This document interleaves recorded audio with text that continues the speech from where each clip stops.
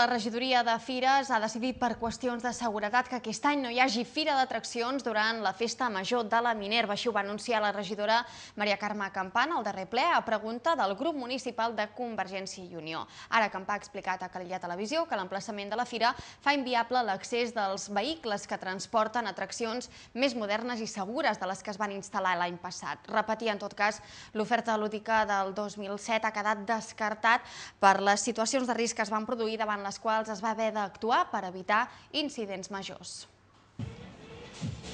Ni jocs mecànics amb els quals poder saltar o donar voltes, ni el mític tren de la Bruixa.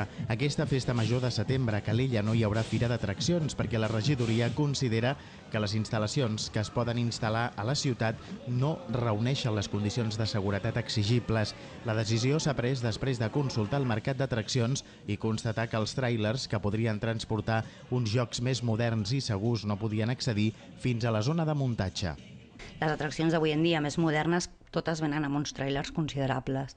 Aquests tràilers és un problema passar per la via del tren i fins i tot l'any passat vam haver d'aturar un tren perquè es va quedar un tràiler allà travessat. No?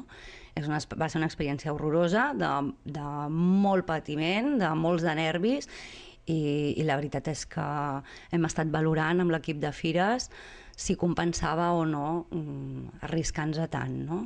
I creiem que la veritat és que hi ha alternatives. Perquè Calella no es quedi sense una oferta lúdica durant els dies de festa major, l'Ajuntament ha optat per una proposta que Campà entén que serà igualment divertida però més alternativa. Doncs el que hem buscat ha sigut un espai lúdic, diferent, en el que hi haurà un passatge dels sentits, hi haurà un espai amb unes curses d'aquesta mena de patins elèctrics.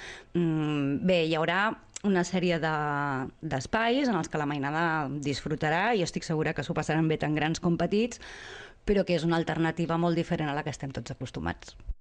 Aquest espai funcionarà de la mateixa manera que ho feia la Fira d'Atraccions, fins les 12 de la nit durant tots els dies de festa major. Hi haurà activitats més adreçades cap a un públic infantil, però d'altres en les que hi podran participar joves i grans.